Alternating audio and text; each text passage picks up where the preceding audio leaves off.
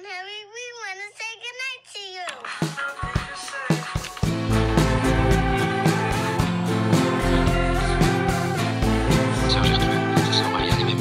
Ça fait un petit moment qu'on s'est pas vu. Au moment où je vous parle, je crois que ça fait un mois à peu près que je n'ai rien posté sur YouTube. Et là, au moment où je vous parle, nous sommes le 1er avril.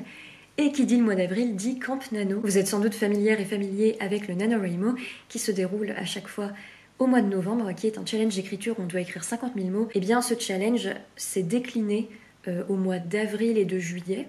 Je ne crois pas qu'il y ait d'autres mois. Ce sont donc 2 mois où il y a un challenge d'écriture d'organiser, mais pendant ces 2 mois de Camp Nano, tu n'as pas besoin d'écrire 50 000 mots. En fait, tu écris le nombre de mots que tu veux. Donc là, le challenge, c'est toujours de s'amuser et d'essayer d'écrire un peu tous les jours, mais il y a moins de pression que le nano. Et donc, en ce mois d'avril et en ce mois de Camp Nano, donc en ce mois de challenge d'écriture, je m'apprête à finaliser le premier jet de mon roman.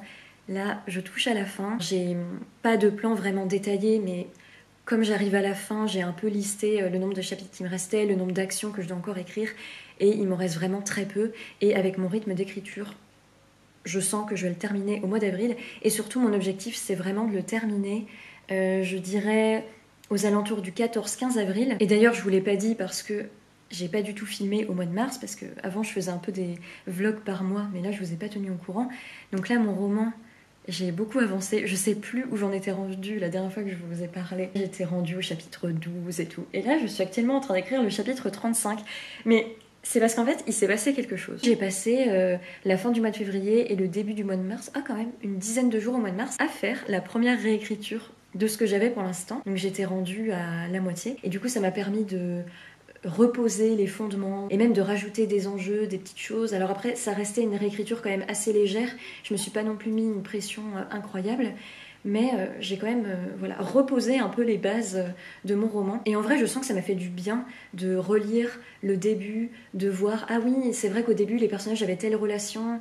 Ça m'a fait du bien vraiment de reposer les bases, en fait, tout simplement. Et du coup, je pense que ça m'a permis de continuer mon roman avec un peu un souffle nouveau. Je me dis que ça peut être une bonne idée, ça, d'écrire la moitié de son roman et après de faire une réécriture de cette moitié et après de continuer la moitié. Je pense qu'il faut tester des choses. Ça m'a bien plu de faire comme ça. Après, ça m'a un peu frustrée parce que des fois je me disais oh mais j'ai trop envie de retrouver mes personnages et j'ai trop envie de continuer le premier jet. Et là du coup c'est bon depuis pas mal de temps en fait parce qu'on est le 1er avril. Du coup c'est bon, j'ai repris la continuité du premier jet, j'espère que c'est clair ce que je dis. Et donc là je suis rendue au chapitre 35 et en fait pendant ma réécriture j'ai un peu réarrangé les chapitres. Avant notamment j'avais des chapitres des fois qui faisaient 11 000 mots, donc là je les ai coupés et je pense qu'en tout mon livre va avoir 42 ou 43 chapitres.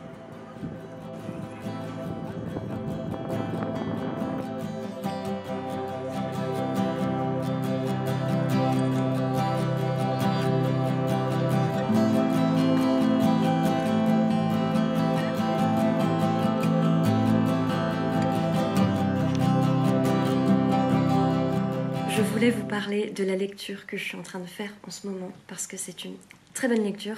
En ce moment, je suis en train de lire Martin Eden de Jack London. C'est un livre que je veux lire depuis très longtemps. Martin Eden, vraiment meilleur mec de la Terre, genre vraiment. Alors après, tu vois, je l'ai pas fini. Je suis rendue à 276 pages et il y en a à peu près 480. Donc voilà, peut-être que Martin Eden devient un mec pas bien.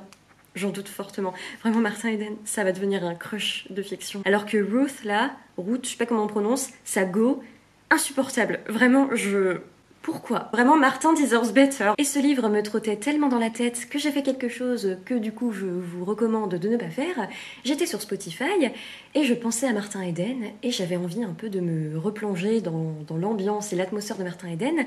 Donc j'étais sur Spotify et j'ai tapé sur Spotify dans la barre de recherche Martin Eden pour voir du coup des playlists un peu... voilà, voir un peu quelle musique les gens liaient à Martin Eden. Et en cherchant des playlists, je me suis spoilée la fin de Martin Eden. Alors, vu que c'était sur Spotify, j'ai pas lu un texte qui disait clairement comment ça se finissait, mais j'ai lu un truc. Les gens qui ont lu Martin Eden, voilà, il y a quand même un truc à la fin qui se passe. J'ai donc vu ça dans un titre d'une playlist Spotify.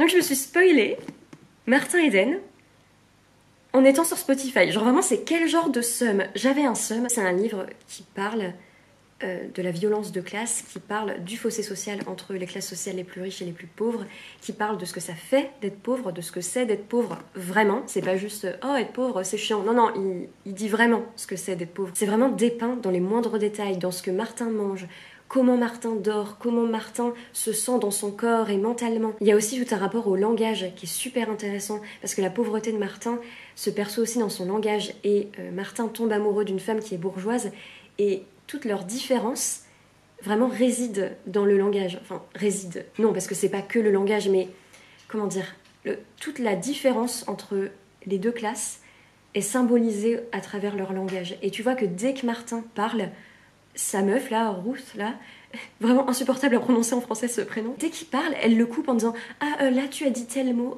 ça ne se dit pas, ce n'est pas très élégant ».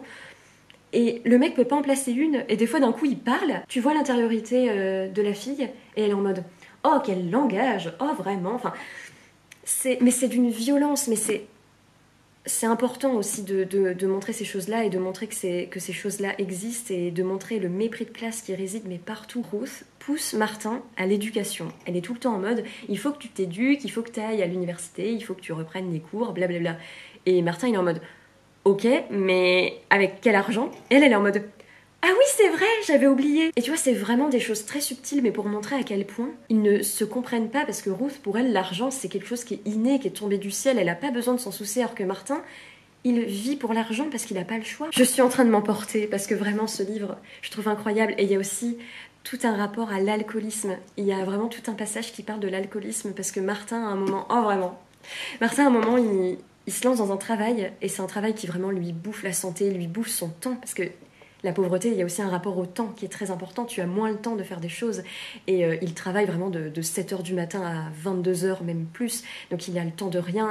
Il rentre à peine dans sa chambre, qui s'endort direct. Enfin, vraiment, sa vie, ça se résume à travailler, manger vite fait, parce que, voilà, et dormir. Enfin, vraiment, il n'a plus de vie. Et du coup, les moments où il a du temps libre, il est tellement ruiné, tellement fatigué, qu'il se plonge dans l'alcool. À un moment, Martin, il boit.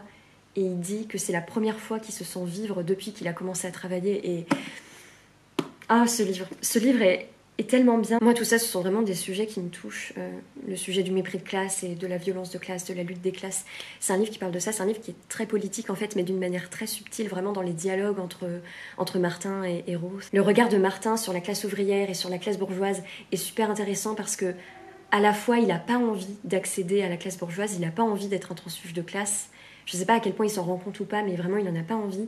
Mais en même temps, tu sens qu'il est vraiment mêlé entre l'envie et le besoin de sortir de cette classe sociale, mais en même temps, il y reste lié, et non pas seulement parce que s'en sortir c'est très compliqué, mais aussi parce que tu sens qu'il a une forme d'attache et de solidarité, et c'est super intéressant. Je l'ai pas terminé, et moi j'ai souvent un problème avec les derniers quarts des livres, souvent je suis déçue. Donc là on va voir ce que ça donne, mais là je voulais vraiment vous en parler pendant que j'étais au milieu, parce que vraiment c'est un livre que je trouve vraiment incroyable et que j'aime vraiment beaucoup. Et surtout, je pense aussi le fait que je sois autant attachée à ce livre, c'est aussi un rapport avec le personnage de Martin Eden, qui est vraiment, cet homme est formidable. J'adore sa manière de voir les choses, sa manière de penser. Il a aussi une grosse remise en question.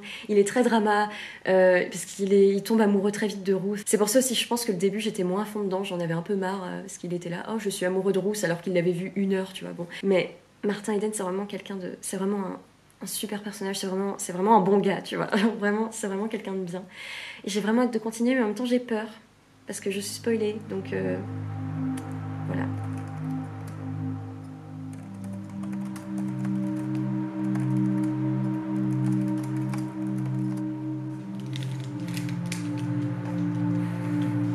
Je viens d'écrire un dialogue. Ça m'a... Je suis triste. C'est très triste. Pourquoi j'écris des choses tristes? J'ai continué Martin Eden. Il me reste seulement 100 pages. Il me reste que ça de Martin Eden. Seulement ça. Ces toutes petites pages. Et après je l'ai terminé. Je suis pas prête. Je suis vraiment pas prête. Je l'ai pas mal avancé tout à l'heure. Et j'ai encore pleuré en lisant. Martin, c'est un personnage qui me bouleverse tellement. Il lui arrive des trucs horribles. Il est à un point où il est obligé d'aller réclamer l'argent qu'on lui doit. Il meurt de faim. il n'a plus rien, il peut plus manger parce qu'il a pas de sous. Il a une force d'esprit et une bonté, mais qui est hallucinante. Et il est... À un moment, il se passe un truc, mais ça m'a... C'est pas un truc hyper grand, mais en fait, il reçoit une somme d'argent et il pourrait tout faire avec cet argent. Il a pas eu d'argent pendant hyper longtemps, il était fauché, il pouvait plus manger, il reçoit une somme d'argent. Tu te dis, bah là, il peut faire ce qu'il veut avec ses sous. Il va dépenser de l'argent pour une dame qu'il connaît et ses enfants, il leur achète des cadeaux et tout, il achète des cadeaux à sa go et tout, alors qu'il pourrait faire tout ce qu'il veut avec cet argent et lui, il achète des cadeaux aux autres. Et vraiment, ça m'a juste brisé le cœur, j'étais détruite. Je suis frustrée parce que j'ai vraiment très très envie de lire des textes, des études qui analysent Martin Eden, parce qu'il y a des choses qui me posent question, et notamment le point de vue de Martin sur le socialisme. Je comprends pas trop sa position, mais j'ai l'impression que Jack London, il écrit ça en désaccord avec Martin. J'ai vraiment l'impression qu'à la fin, cette position de Martin sur le socialisme sera remise en question pour montrer qu'en fait il avait tort. Quand Martin il dit ses positions politiques, j'ai l'impression que ça sonne faux, et comme si l'auteur il voulait vraiment nous montrer non mais là ce que dit Martin c'est nul ce qu'il dit et il va changer d'avis plus tard, ou alors ça va être remis en question plus tard. En fait, ce que j'aime dans ce livre, et c'est une chose que je retrouve beaucoup dans les classiques, et notamment ça me fait penser à Anna Karénine qui est genre mon roman d'amour de ma vie, Martin Eden, je trouve que c'est un livre qui est très subtil dans ses messages et dans ses positions politiques, mais en même temps c'est clair et net. Tu vois clairement qu'il dénonce le système bourgeois et le système capitaliste un peu, et qu'il est clairement en ferveur des classes défavorisées et de la classe ouvrière. Après, peut-être qu'en lisant les analyses, je vais voir qu'il y a plus de subtilité, plus de nuances que ça, mais enfin, tu lis ça, tu comprends, tu vois. Mais je pense qu'il y a quand même plus de choses complexes que je pense que je n'ai pas perçues, et c'est pour ça que j'ai vraiment envie de plus me renseigner sur ce livre, parce que j'ai vraiment l'impression que ça va devenir un de mes livres préférés. Je sens vraiment qu'il va me marquer et qu'il me marque. Actuellement, je sens que c'est un livre, là, j'ai envie de l'analyser, j'ai envie d'en parler, j'ai envie de le relire. Déjà l'autre fois, je me disais, mais en fait, j'ai envie de le reprendre depuis le début. Donc d'ailleurs, si vous avez lu Martin Eden, n'hésitez pas à venir en discuter avec moi, parce que je sens que je pourrais parler des heures de ce livre. Après, il faut encore que je lise la fin. Préparez-vous à retrouver mes larmes sur cette chaîne. J'ai vraiment un giga crush sur Martin. Bon, à part ses positions sur le socialisme, où je suis en mode, bon, je ne comprends pas tout ce que tu dis, mais vraiment, Martin... c'est vraiment un petit cœur. Bref, voilà mon update sur Martin Eden. Je suis vraiment trop in love de ce livre, mais j'ai peur là des 100 dernières pages, parce que j'ai un peu un syndrome où quand j'aime des livres, souvent je suis très déçue par la fin et les dernières pages de manière générale. Je sens que Martin va encore s'en prendre plein la tronche, et je suis triste parce que il ne mérite pas ça. Martin Eden mérite tout le bonheur du monde. Là, j'ai juste envie d'écrire une fanfiction sur Martin et sur Brissenden, qui est un gars que Martin rencontre et ça devient son meilleur pote. Ils sont trop choux ensemble, je les aime trop. Et j'ai juste envie d'écrire une fanfic où ils se mettent ensemble, parce que Ruth, là, je ne peux plus la supporter. Je pense que c'est peut-être un petit truc qui me déçoit dans ce livre. Je pense que j'aurais aimé que la relation entre Martin et Ruth soit plus complexe, parce que là, j'en ai strictement rien à faire de leur relation. Ruth, elle pourrait ne plus apparaître pendant les 100 dernières pages, j'en aurais rien à faire. Et je me dis que si leur relation avait été plus complexe, s'il y avait eu plus d'enjeux, et si tout simplement Ruth avait été... Ruth, je sais vraiment pas comment prononcer ce nom, je suis désolée. Si Ruth avait été plus aimante envers Martin, et... ouais, tout simplement qu'il y avait plus de complexité, je pense que j'aurais préféré leur relation, et du coup peut-être que ça aurait... ajouter encore plus un intérêt que j'ai au livre. Alors déjà que je suis très intéressée par ce livre. Moi vraiment je ship Martin et Brissenden. Tout ce que je veux c'est que Martin et Brissenden ils aillent vivre ensemble, qu'ils se fassent des bisous et qu'ils écrivent des choses ensemble, et qu'ils se fassent plein d'argent ensemble et qu'ils soient heureux jusqu'à la fin ensemble. Voilà, j'écris ma propre fin de Martin Eden, pour moi ça se finit comme ça, tu vois. Et par rapport au Camp Nano et à l'avancée de mon roman, alors j'ai un problème avec le site du Camp Nano. Mon goal du mois d'avril, je ne peux pas le mettre. J'essaye tous les jours, enfin là j'ai arrêté parce que ce n'était plus possible. J'ai essayé je sais pas combien de fois et ça ne veut pas me mettre mon goal d'avril. Quand je veux lancer un goal au mois d'avril, le site ne veut pas, alors que là où je vous parle on est le 7 avril, donc le mois d'avril n'est pas terminé. Et non, là le site du Nano il me dit que je peux juste lancer un goal à partir du mois de mai. Donc en gros là, pour mon Camp Nano d'avril, je continue mon goal du mois de mars. Donc en fait là je suis en train de rentrer mes nombres de mots que j'écris par jour. Il y a écrit goal du mois de mars. Donc c'est un peu bête. Pour une fois que je fais un Camp Nano et que je vais sûrement le réussir, c'est quand même un peu triste de ne pas l'avoir. Donc en ce moment pour le Camp Nano, donc depuis le 1er avril, j'écris tous les jours. Et depuis le 1er avril, en tout là j'ai écrit 10 000 mots, je suis presque à 11 000 mots. Donc Je suis bien dans mon goal parce que moi je m'étais mis un goal de 20 000 mots, je crois. Je peux pas vous dire clairement le nombre de mots que je m'étais mis, étant donné que je suis toujours sur mon goal de mars, vu qu'il veut pas m'accepter, mon goal du mois d'avril. Donc je crois que je m'étais dit 20 000 mots, je me suis dit que pour terminer mon roman, 20 000 mots c'était bien. Et là j'en suis à 10 000. Et en fait, je ne suis pas sûre d'atteindre les 20 000 mots. Et pas parce que je pense ne pas réussir à atteindre les 20 000 mots au mois d'avril, mais tout simplement parce que je pense que mon roman va se terminer avant. Parce que là, du coup, je suis à 10 000 mots sur les 20 000 que je m'étais mis pour le Camp Nano. Du coup, si je veux arriver à 20 000 mots pour mon Camp Nano, il me reste donc encore 10 000 à peu près à écrire. Et j'ai l'impression que mon roman, là, à la fin, il me reste moins de 10 000 mots. Mon goal de 20 000 mots, je me l'étais mis parce que je pensais vraiment qu'il me fallait 20 000 mots pour terminer mon roman, si ce n'était plus. Mais en fait, mon goal, là, de ce mois d'avril, c'est pas 20 000 mots, c'est de terminer mon roman. Donc, si j'atteins pas mon goal de 20 000 mots, mais que je termine mon roman, bah c'est ça le principal en fait. Je veux pas écrire des mots pour faire des mots. Donc c'est-à-dire que là, concrètement, il me reste 5 chapitres à écrire. Je n'ai jamais été aussi proche de la fin et ça me fait très bizarre. En ce moment, quand j'écris, parce que j'ai un rythme quand même assez bon vu que j'écris tous les jours, je vois que je me rapproche petit à petit de la fin et surtout étant donné que c'est les derniers chapitres, il y a une certaine mélancolie dans ce que j'écris, il y a un peu une boucle qui se referme peu à peu et ça me fait me sentir tellement triste, mais je pense que le bon mot pour définir ce que je ressens, c'est vraiment le terme mélancolie.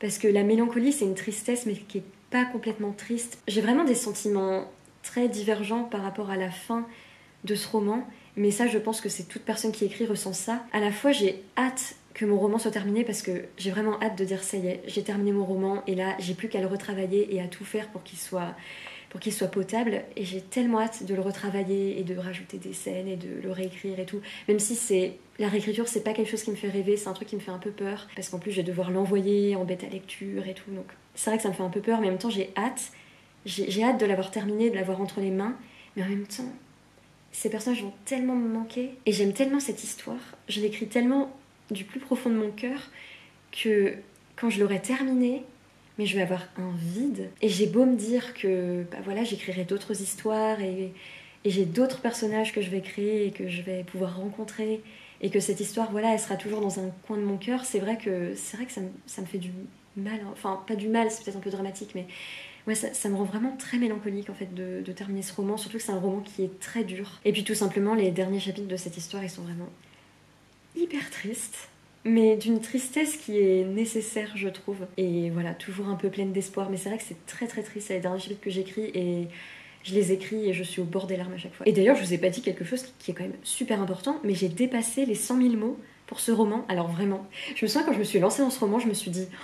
je pense qu'il va être trop court, peut-être que j'arriverai pas à dépasser les 50 000 mots. Et là, j'ai dépassé les 100 000 mots, mais au calme. J'ai rien vu venir, j'ai pas compris.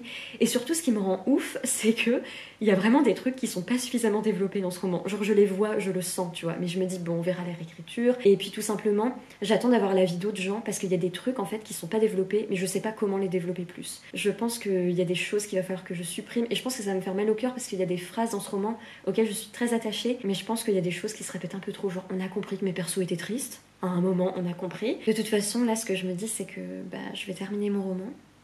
Il me reste 5 chapitres. Je sais pas combien de mots il me reste. Peut-être un peu moins de 10 000, peut-être plus de 10 000.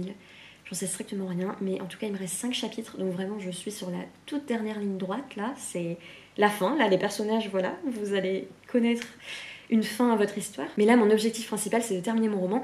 Et surtout, c'est de terminer mon roman dans une semaine, en fait, dans une semaine pile. Parce que j'aimerais le terminer le 14 avril, parce que le 15 avril, je commence une activité, et le week-end qui vient, je déménage. Donc j'aimerais vraiment terminer mon roman avant, mais j'ai peur que ce ne soit pas le cas. Parce que notamment ce week-end, avec les élections, le premier tour des élections, je sais pas si j'aurai la tête à me plonger dans mon écriture, parce que voilà, il y a quand même des choses assez graves qui se passent. Donc voilà. Mais en même temps, moi, j'ai aucunement envie de me mettre la pression. Si je termine pas mon roman le 14 avril, si je termine dans 2 mois, je le termine dans 2 mois. Après, je pense sincèrement pas, parce qu'il me reste quand même très peu de chapitres. Mais j'ai vraiment pas envie de me mettre une pression et de me dépêcher, parce que c'est mon premier jet. C'est le premier jet de ce roman que je considère comme mon bébé. Il faut vraiment que je profite de ce premier jet. Et là, j'écris beaucoup ces derniers temps, mais c'est vraiment parce que j'en ai envie. Et c'est pas du tout dans une... Après, peut-être inconsciemment, je me dépêche, tu vois, j'en sais rien. Mais vraiment, c'est juste que j'en ai envie et que ça sort et que c'est là, tu vois. Et dans tous les cas... Je m'approche de la fin et c'est ça le principal. Et j'ai beaucoup avancé là ces derniers temps. et c'est ça le principal. Donc voilà mon update par rapport à mon écriture, et en fait je me rends compte en faisant cet update d'à quel point ce vlog est important, et du coup je suis contente de vlogger pendant cette période. I want you to feel me. I want you to feel me. Every time you dance with somebody, I want you to feel me. I want you to feel me. Do your days get a little bit longer? Nights get a little bit colder. Heartbeat a little bit louder. On fera mieux. Message à peine subliminal. Je sais pas si vous vous rendez compte, mais là, dans 8 jours, il y a la série de Heartstopper qui sort sur Netflix. Dans 8 jours, on pourra se poser sur Netflix et voir les personnages de Heartstopper prendre littéralement vie devant nos yeux. Je reviens vers vous car j'ai terminé Martin Eden de Jack London. Est-ce que vous voyez la peine sur mon visage? Non, parce que là ça fait quand même quelques jours que je l'ai terminé, donc, et puis en plus il y a d'autres choses qui se sont passées en France qui font que j'ai eu un seum intersidéral. Mais j'ai terminé ce livre, je l'ai terminé dimanche. Non mais dimanche, pire journée, hein, vraiment, dimanche 10 avril, on va s'en souvenir. Et en plus de ça, le 10 avril, j'ai terminé Martin Eden. Donc je peux vous dire à quel point j'ai chialé, j'ai vraiment chialé le 10 avril. Je vais vous dire quelque chose, et je pense que c'est la meilleure chose à dire pour vous donner envie. J'ai déjà envie de le relire. Je vous jure, je l'avais à peine terminé, mais même pendant que je le lisais, je me disais j'ai envie de le recommencer du début.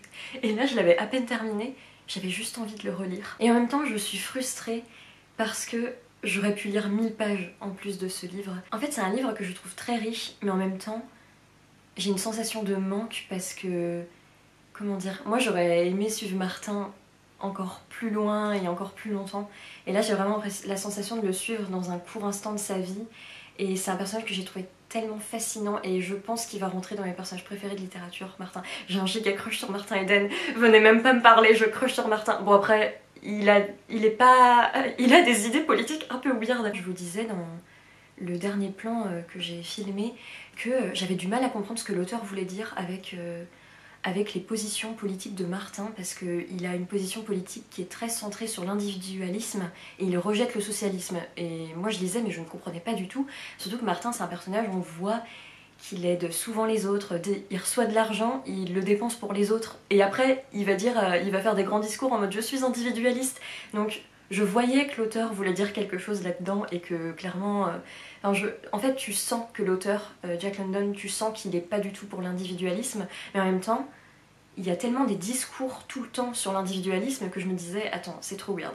Donc j'ai terminé ce livre et j'ai passé je sais pas combien de temps à lire des avis, des analyses. Et je pense d'ailleurs que si on lit ce livre d'une manière totalement premier degré, on termine ce livre, on est totalement déprimé. Tu finis ce livre, t'as juste l'impression que Jack London te dit la vie c'est nul, à quoi bon vivre, pourquoi vivre, tu seras jamais heureux de toute façon, quoi que t'essayes de faire, même si tu changes de classe sociale, tu seras pas heureux, donc à quoi bon vivre? J'ai lu des analyses, notamment des choses que Jack London a dit après la publication de son livre, et en fait, clairement, Jack London dénonce l'individualisme dans ce livre, et justement, il cherche à prôner le socialisme. Après, cette position, on la voit notamment à travers un truc qui se passe à la fin, et c'est un giga spoil donc je peux pas vous dire, mais clairement la position de Jack London dans Martin Eden c'est de dire que le socialisme c'est ça qui sauve la vie. En fait le socialisme dans le sens la collectivité qui est contraire justement à l'idée d'individualisme où en gros c'est la loi du plus fort et où tu fais tout pour toi-même. Et c'est en ça justement que je trouve que c'est un livre qui est plein d'espoir.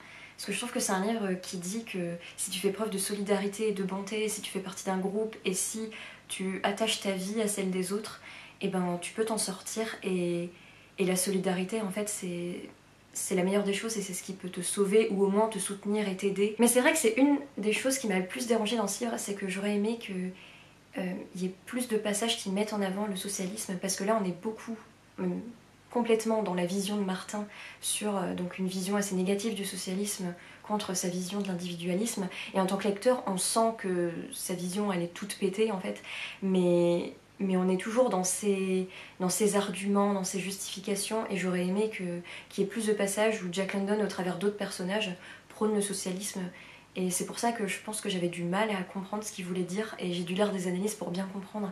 Alors quand j'ai lu les analyses j'ai dit oui clairement c'est clair que c'est ça et ça m'a éclairé, mais j'ai quand même eu besoin de ces analyses pour comprendre par où il voulait en venir. Alors c'est peut-être moi qui suis complètement bête, tu vois, mais je n'aime pas dire ça, je le dirais pas pour les autres, donc je vais pas le dire pour moi, mais c'est vrai que j'ai trouvé que c'était peut-être un peu trop subtil, tu vois. Après je trouve que c'est important la subtilité dans la littérature, mais vraiment ce livre, mais je peux que vous le conseiller, vraiment c'est un petit bijou. Vraiment j'ai trop aimé cette lecture et je sens que c'est un livre qui va me marquer mais pendant hyper longtemps, pendant peut-être toute ma vie. Et ce que je trouve d'ailleurs très intéressant dans ce livre, c'est qu'on voit bien que Martin rejette le milieu dont il fait partie, donc de la classe ouvrière, mais en même temps tu sens qu'il y est quand même attaché.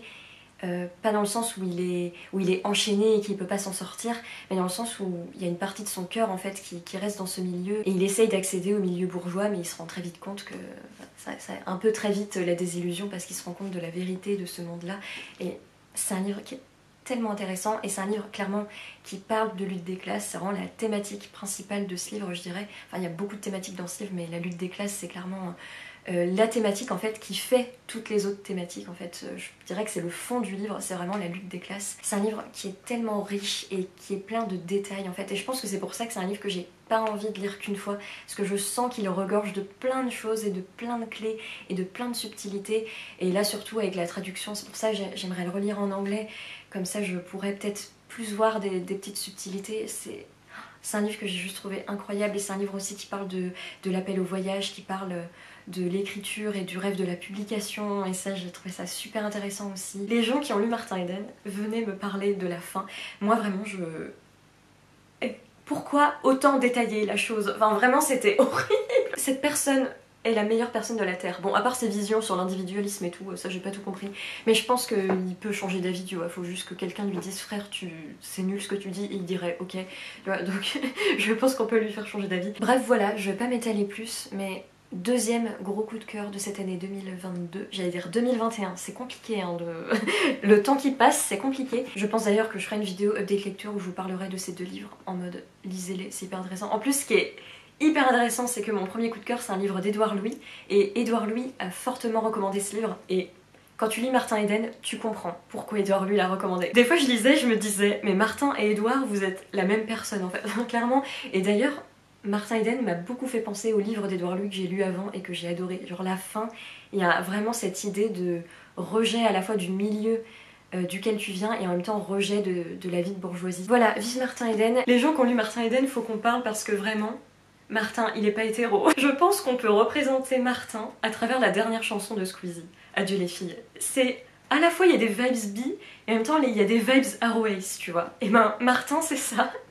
J'arrive pas à croire que je viens de faire une référence à Squeezie en parlant de Martin Eden, mais vraiment, il y a les mêmes vibes quoi, vous voyez. Petite update également par rapport à l'écriture.